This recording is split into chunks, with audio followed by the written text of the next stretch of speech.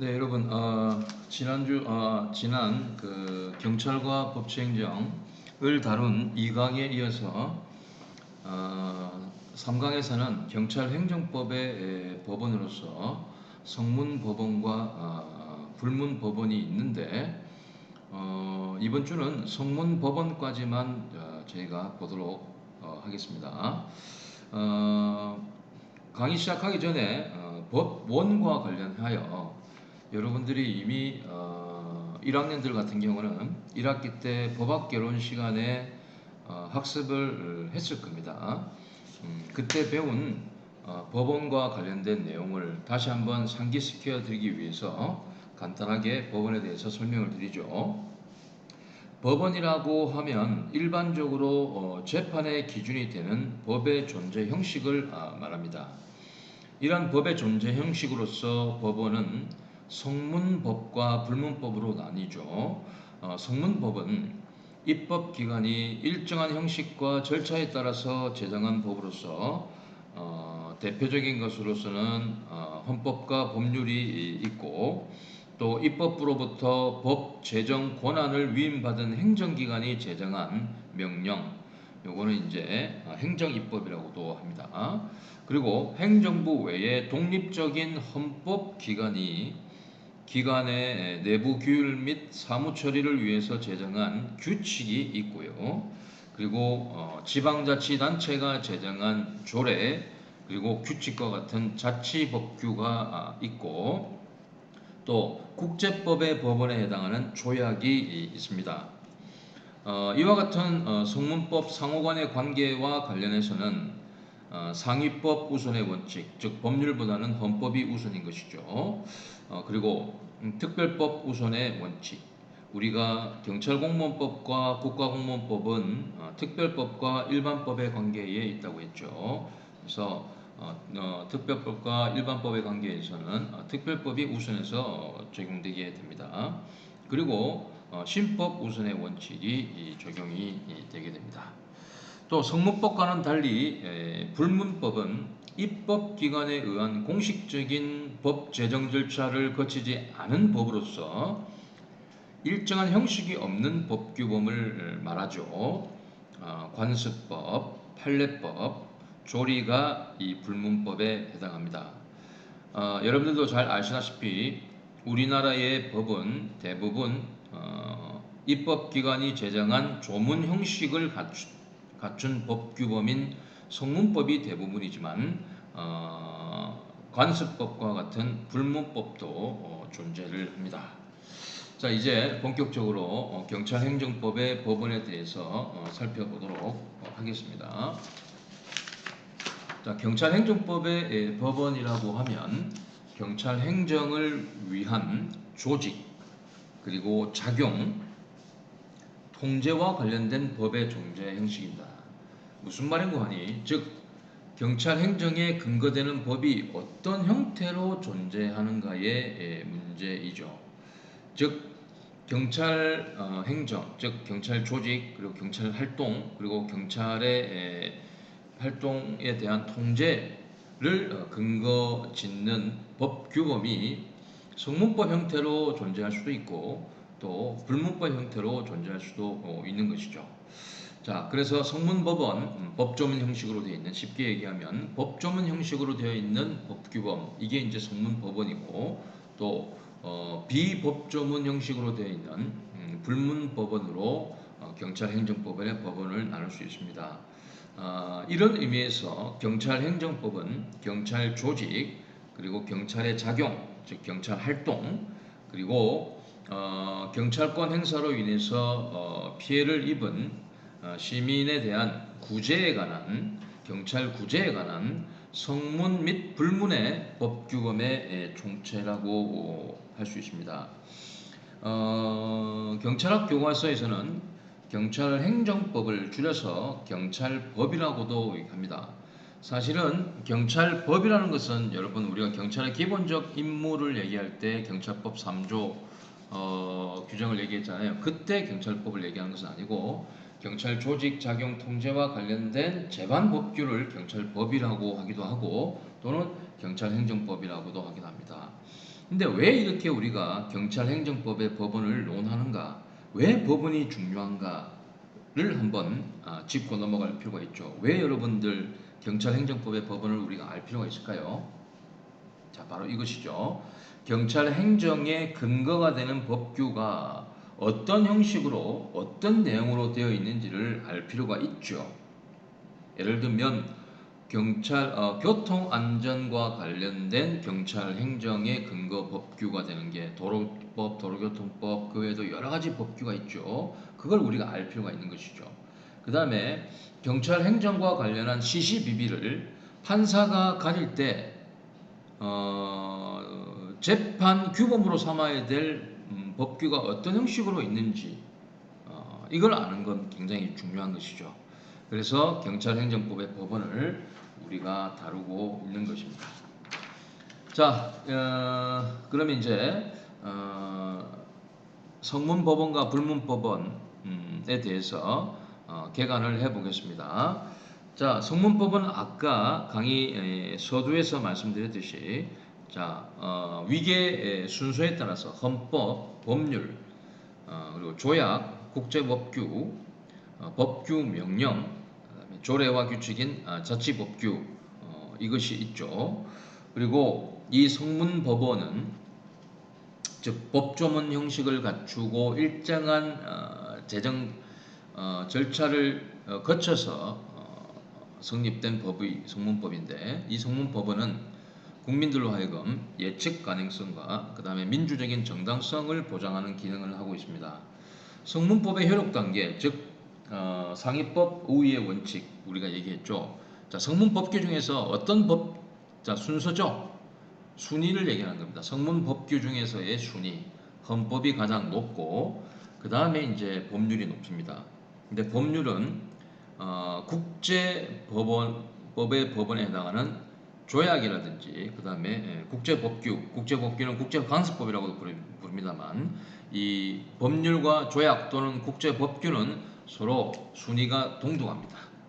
그 다음 순위는 명령에 해당하고요. 그 다음 순위는 조례, 그 다음에 마지막으로 규칙. 이렇게 위계 질서가 성립돼 있고 효력 단계도 이렇게 됩니다. 자, 성문법 효력 단계의 의미는 아까도 말씀드렸지만 성문법 상호 간의 우월 관계고 신법 우선 관계, 특별법 우선 등의 원리도 적용이 되죠. 경찰법은 성문법주의를 원칙으로 합니다. 즉 경찰 행정의 근거가 되는 법규는 일정한 형식을 갖추고 일정한 법 제정 절차에 의해서 제정된 법규를 근간으로 합니다. 기본으로 합니다. 근데 왜 그럴까? 경찰법이 성문법주의를 원칙으로 하는 이유는요. 자, 경찰권은 기본적으로 여러분 국민의 자유와 권리를 제한하는 국가 작용이죠. 그래서 미래의 예측 가능성과 민주적 정당성을 보장할 필요가 있고 나아가서 개인의 권리를 침해당한 경우 그 구제를 용이하게 하기 위해서 이렇게 경찰법은 성문법주의를 원칙으로 하고 있는 겁니다. 다음 이제 경찰법의 불문법원은 말씀드렸듯이 관습법, 판례법, 조리. 조리는 행정법의 일반 원칙이라고도 부릅니다만 이렇게 있고 규율 대상의 굉장히 가변성이고 그 다음에 입법 기술, 성문법 즉 문장 형식으로 만들 수 없는 그런 법 관계가 많은 거죠. 그래서 이 입법 기술의 한계 때문에 이게 필요합니다. 경찰법은 다시 말씀드립니다만은 성문법주의를 원칙으로 합니다. 그리고 불문법은 성문법이 결여되어 있는 부분, 즉 완비되지 않는 분야에서 예외적이고도 보충적으로만 적용이 됩니다. 불문법이 왜 필요할까에 대한 이유를 보충해서 설명을 드리면 굉장히 복잡하고 다양한 경찰법의 영역을 성문법으로서 완벽하게 규율한다는 것은 법 기술상으로나 인간 능력의 한계 때문에 불가능하기 때문에 부득이하게 불문법이 필요로 합니다. 예를 들면 최근에 이제 과학기술의 발전에 따라서 범죄나 사회 무질서에 대한 경찰의 대응도 광학 치안 방식을 활용하고 있죠.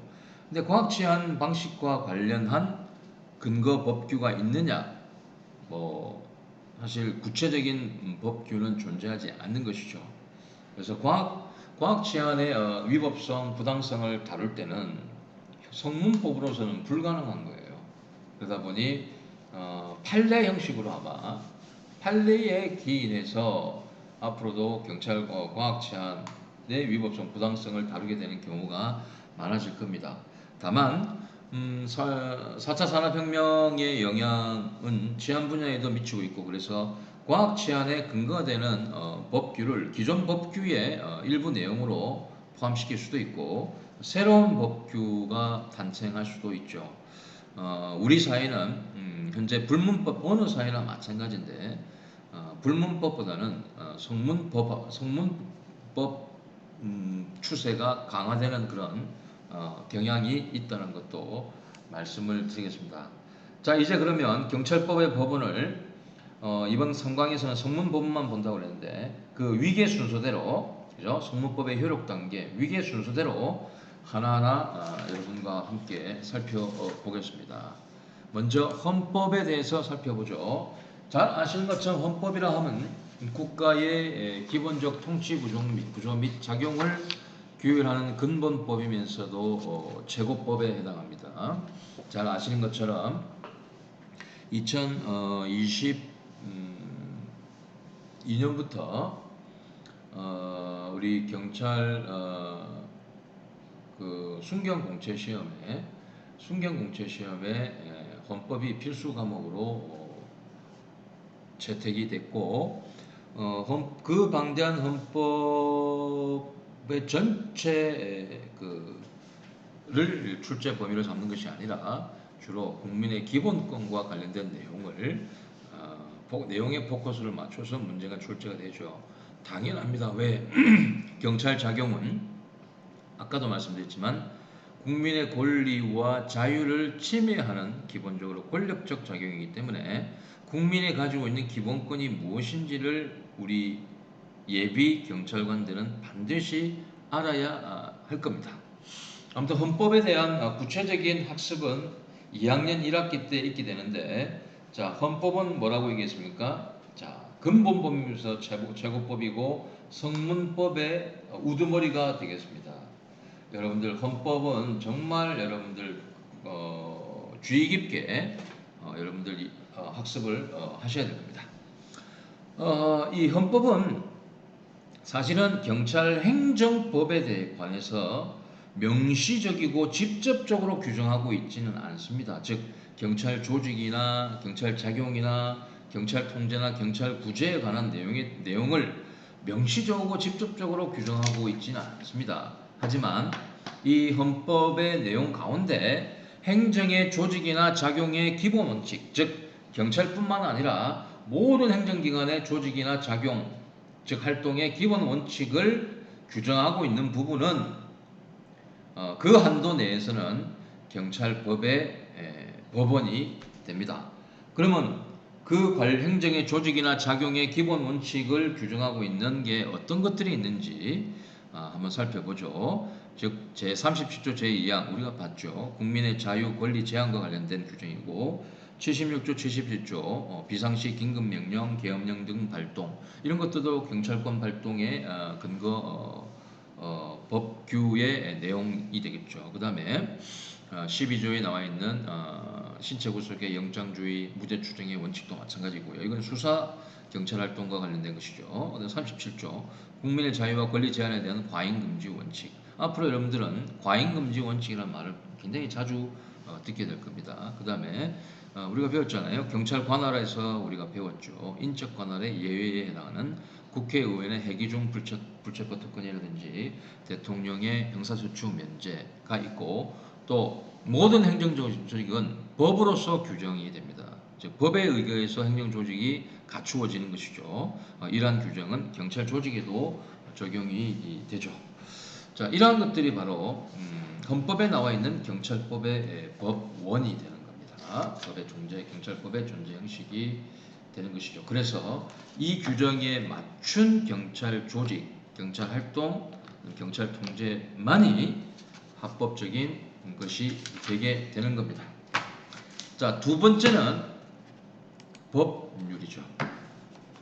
의회의 의결에 의해서, 즉 국회에서 국회의원들이 모여가지고 의사결정을 해서 제정되는 법 형식이 바로 법률이죠. 이미 우리가 법과 경찰 활동의 삼면관계에서 말씀드렸듯이 경찰권 발동의 근거는 모두 법률의 근거를 두어야 되기 때문에 경찰 행정상의 법률 관계에 있어서 가장 중심적인 법원이 됩니다. 그리고 경찰 행정상의 조직이나 작용에 관한 기본사항은 모두 법률에 의해서 규율이 되죠.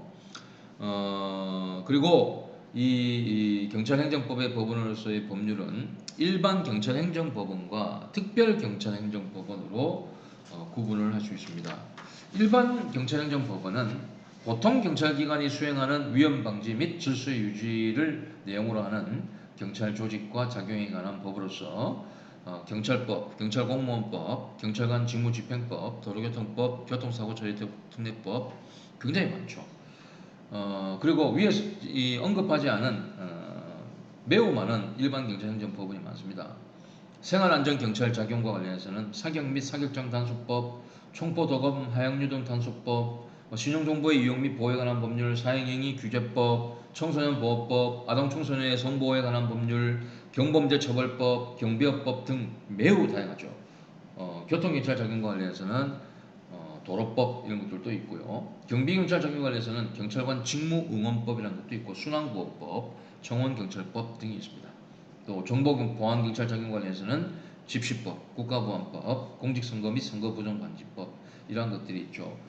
수많은 일반 경찰 행정 법원들이 있고 여러분들이 경찰학 개론 시험에 당락을 성패를 좌우하는 것은 바로 이러한 일반 경찰 행정법을 얼마나 정확히 숙지하고 있는가의 문제입니다. 말씀드렸지만 여러분들이 암기를 해야 될 이 일반 경찰 행정 법규는 70개에서 100개 정도 돼요. 근데 말씀드렸지만 와, 그 많은 거 어떻게 다 외우지? 뭐라고 말씀드렸죠? 간절하면 이루어집니다. 충분히 가능합니다. 자, 다음 이제 특별경찰행정법원은 자, 우리가 배웠던 협의의 경찰행정 작용, 즉 원래 행정 목적은 경찰 작용이 아니지만 당해 행정의 수행에 수반되는 위해 방지의 필요성에 의해 인정되는 유사 작용이죠. 이 협의의 경찰행정 작용에 관한 법원이죠. 그래서 특별사법경찰관리가 행하는 경찰 작용의 근거가 되는 법률이라고 할 수 있죠. 건축법, 공중위생관리법, 폐기물관리법, 식품위생법 등등등 매우 많은 경찰 작용, 상당수의 그 협의의 경찰 작용에 대해서는 굉장히 많은 법률의 규정이 있고 이러한 것들도 여러분들이 전혀 몰라야 되냐? 아닙니다. 경찰 업무를 하다 보면 이러한 특별경찰행정법규에 대해서도 굉장히 잘 알고 있어야 됩니다. 자, 이렇게 해서 법률 말씀을 드렸고 다음은 국내법의 법원이 아닌 국제법의 법원에 해당하는 조약과 국제법규에 대해서 살펴보겠습니다. 자, 조약은 문서에 의한 국제법상의 권리 의무와 관련된 국가 간의 약속 또는 합의를 의미합니다. 예를 들면 한미 FTA 조약, 그죠? 협약이죠. 한미 FTA는 협약이라고 부르는데 이것도 조약입니다. 뭡니까? 문서로서 농산물이나 이런 것들에 대한 한미 간의 거래 관계에 관한 국가 간의 한국과 미국 간의 약속을 담고 있는 문서죠. 이게 이제 조약입니다. 조약은 말씀드렸지만 무슨 조약이라고 되기도 하지만 무슨 합의 그 명칭은 그 법규의 명칭은 조약의 명칭은 굉장히 다양하게 이루어집니다. 두 번째 국제법규는 국제간섭법으로도 부르는데 문서로 이루어진 건 아니지만 법으로서 인정된 널리 인정된 국가 간의 법으로서 널리 인정된 국제 관행을 얘기합니다. 예를 들면 해리 이런 게 있죠. 국가 간의 해역 수역을 나눌 때 이것은 법으로 인정이 되어 있지는 않지만 예전부터 내려온 국제 관행에 의해서 어디서부터 어디까지는 한국의 해역이다. 어디서부터 어디까지는 일본의 해역이다. 이렇게 이제 관행으로 이루어졌고 이것이 서로가 지켜야 될 그런 규범으로 인정되는 것. 그게 국제법규, 국제간섭법입니다. 우리 헌법 제6조 1항에서는 헌법에 의해 체결되고 공표된 조약과 그죠? 그다음에 일반적으로 승인된 국제법규 이게 이제 국제간섭법을 얘기합니다. 이거는 국내법과 즉 국내 우리나라 법률과 동일한 효력을 가진다라고 이렇게 규정하고 있죠. 그래서 성문법의 그 위계 질서에서 법률과 조약 및 국제법규는 같은 순위에 있다라고 제가 말씀을 드린 겁니다. 그리고 공포가 되지 않는 조약은 인정되지 않고 또 별도의 이 국제법규가 성립이 되면 별도로 또 국내법을 제정할 필요가 없습니다. 그리고 일반적으로 승인된 국제법규는 명령 규칙보다 하위다 이 말은 틀린 말이죠. 일반적으로 승인된 국제법규 이거는 국제간섭법인데 조약과 마찬가지로 법률과 동일한 위계에 있습니다. 자, 그리고 조약과 국제법규의 내용이 경찰 활동에 관해 구체적인 규정을 포함하고 있다면, 자, 그건 경찰 활동을 위한 근거 법규, 즉 법원이 되는 것이죠.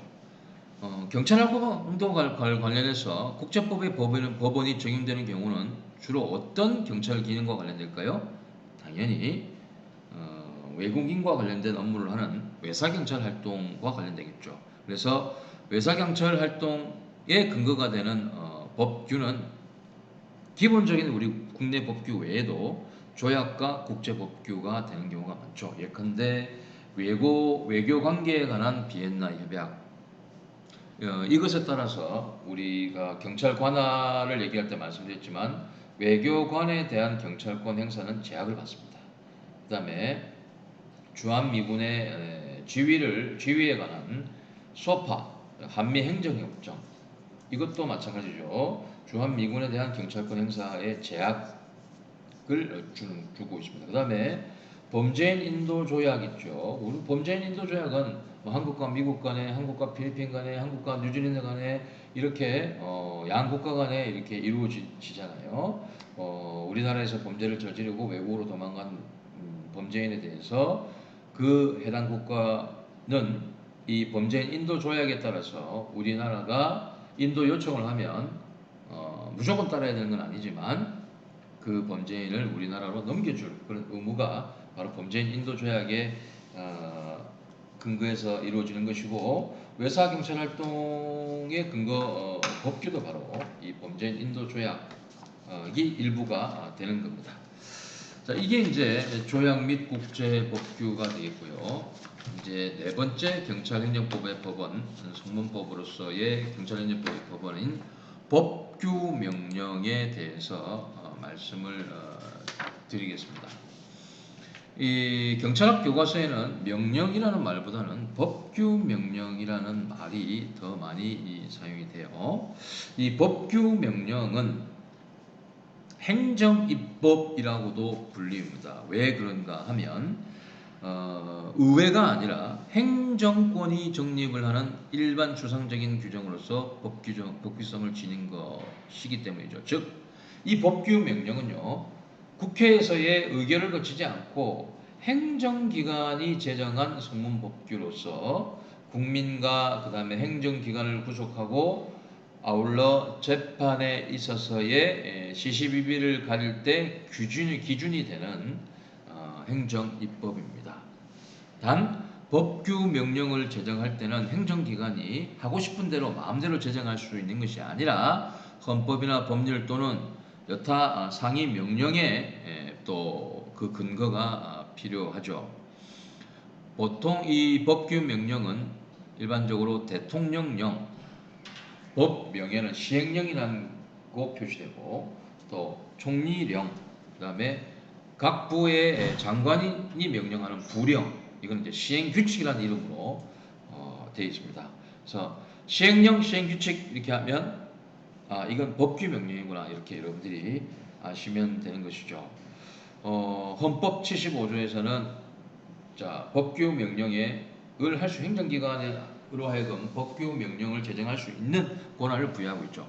대통령은 법률에서 구체적으로 범위를 정해서 위임받은 사항과 법률을 집행하기 위해서 필요한 사항에 관해서 대통령령을 발할 수 있다라고 되어 있죠. 즉 기본적으로 법률의 제정권자는 국회입니다만 헌법 75조에 따라서 대통령, 행정기관의 행정수반인 대통령이 대통령령을 발할 수 있는 겁니다. 그리고 헌법 제95조는 국무총리나 행정각부의 장으로 하여금 총리령이나 부령을 또 발하게 할 수 있죠. 자, 왜 이 법규명령 행정기관으로 하여금 법규명령 제정권을 주고 있는가 하면 자, 현대국가는 행정이 복잡성, 전문성, 그다음에 임기성 등으로 말미암아서 법률에서는 기본 사항만을 정하고 세부적인 규정은 명령에 위임하는 경우가 많아지고 있습니다. 따라서 경찰행정법의 법원으로서 명령의 중요성은 더욱 증가하고 있죠. 자, 경찰의 예를 들어 볼게요. 자, 집회 및 시위에 관한 법률에서는 집회 시위의 권리 보장 및 제한과 관련된 기본적인 사항만 규정하고 있어요. 집시법 하면 여러분 법 규정이 굉장히 많을 것 같잖아요. 법 규정 30개 정도밖에 안 됩니다. 근데 이 법에서 기본적인 사항만 정하고 여타 구체적인 사항은 시행령 또는 시행 규칙에 위임을 하고 있어요. 맡겨두고 있어요. 즉 국회에서는 집시법을 제정했잖아요. 근데 집시법과 관련된 더 구체적인 사항에 대해서는 행정기관에서 별도로 제정하시오 이렇게 헌법에서 행정기관으로 하여금 법제정권을 위임하고 있죠. 그래서 집시법의 구체적인 사항에 대해서는 집시법 시행령 이건 대통령령입니다. 또는 집시법 시행규칙에서 더 상세한 내용을 규정하고 있는 겁니다. 집시법 시행규칙은 그 행안부령이죠. 행안부 장관이 정하는 겁니다.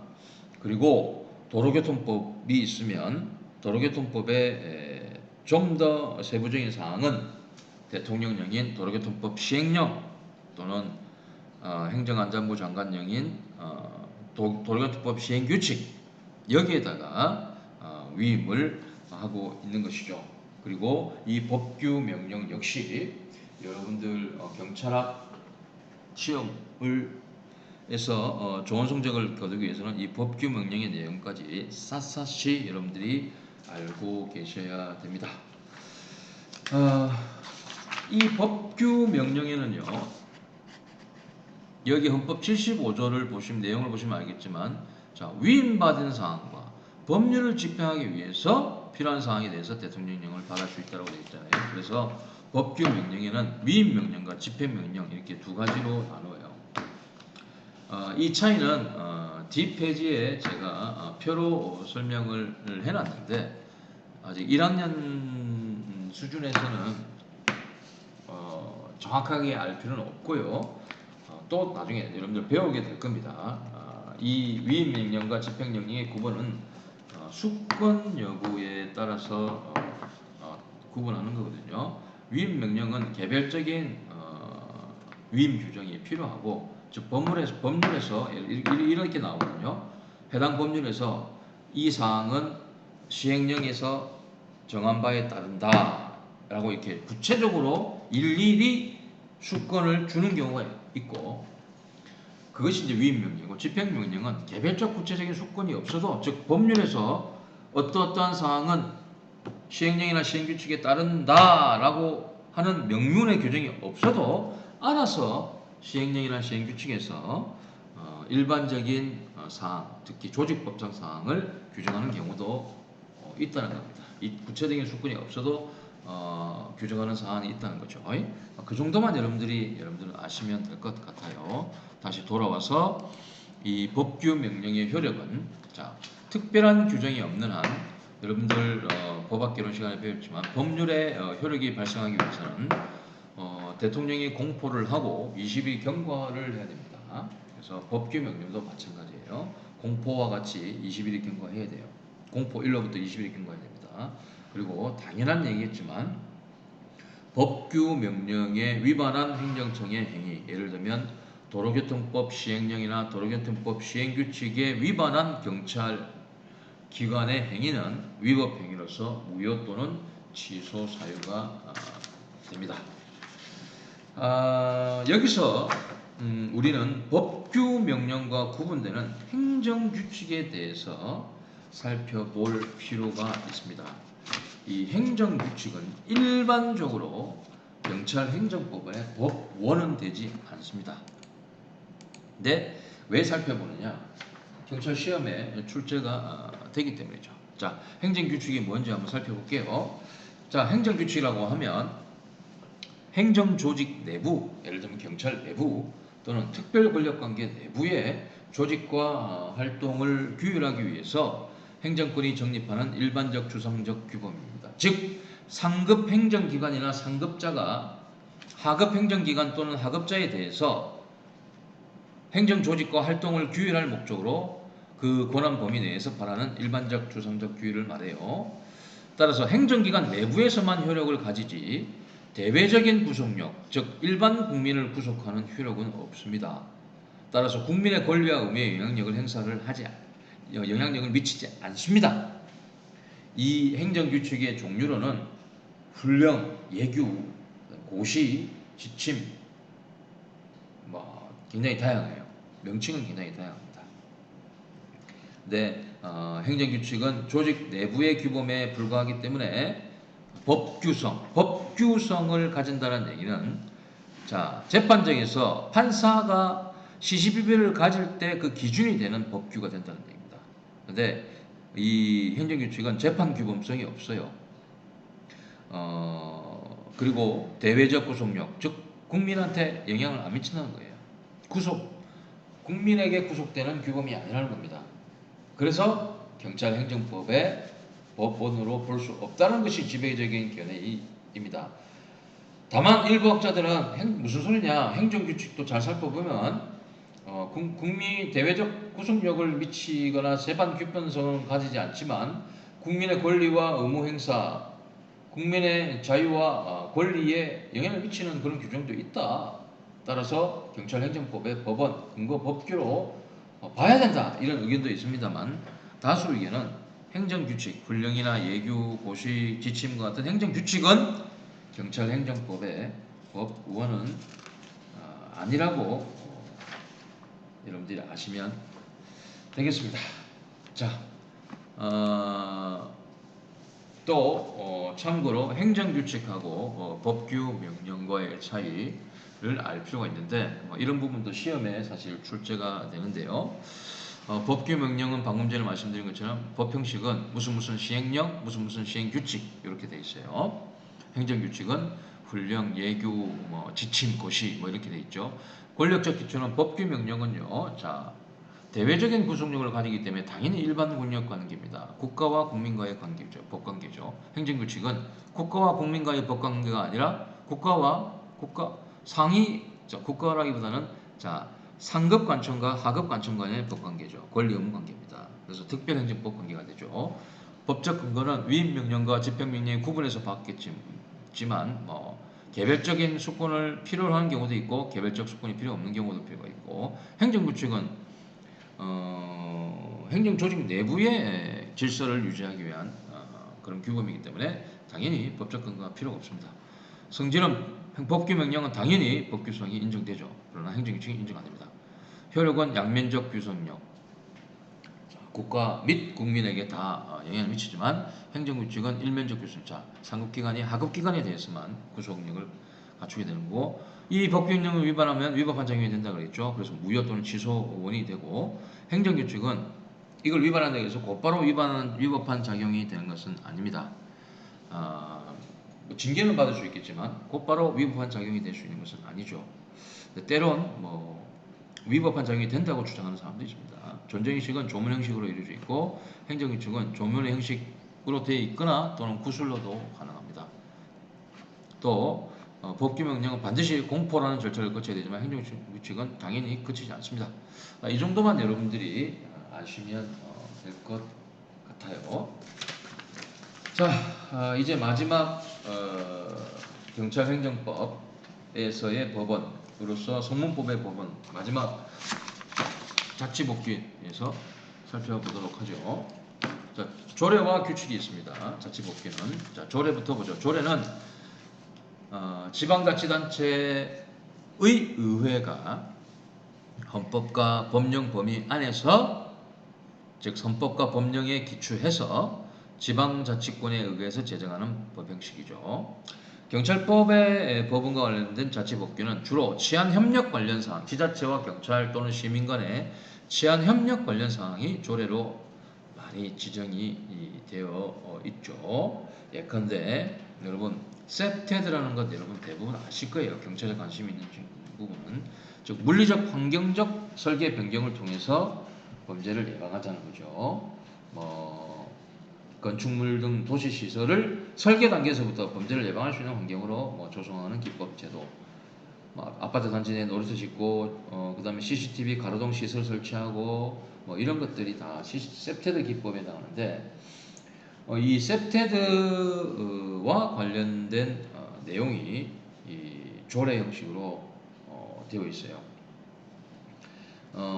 세프테드와 관련된 상위 법규는 건축 또는 환경 관련 법령의 일부 규정이 되어 있고 여기에 기반해서 지자체의 조례를 통해 이 세프테드 조성과 관련된 내용이 나와 있죠. 대부분의 지방 지자체 260몇 개의 지자체는 다 세프테드와 관련된 조례 법규 명에 그러니까 자치 법규 명에 세프테드라는 말은 나오질 않아요. 범죄 예방이라는 말을 용어가 들어가 있는 그 조례가 있거든요. 그러한 것들은 다 경찰법의 법원이 됩니다. 그리고 이 조례는 법률의 위임, 즉 법률의 구체적인 수권이 있는 경우를 제외하고는 주민의 권리 제한을 하거나 또는 의무 부과에 관한 사항이나 벌칙을 정할 수 없습니다. 현재 조례 위반 행위에 대해서는 과태료 부과는 가능하지만 형벌을 그래서 부과할 수가 없는 거죠. 이 규칙은 지자체장이 법령 또는 조례가 위임한 범위 내에서 그 권한에 속하는 사무에 관해서 규칙을 제정하는 것이죠. 현행 국가경찰체제 하에서 자치법규는 사실상 경찰활동과 관련성이 적습니다.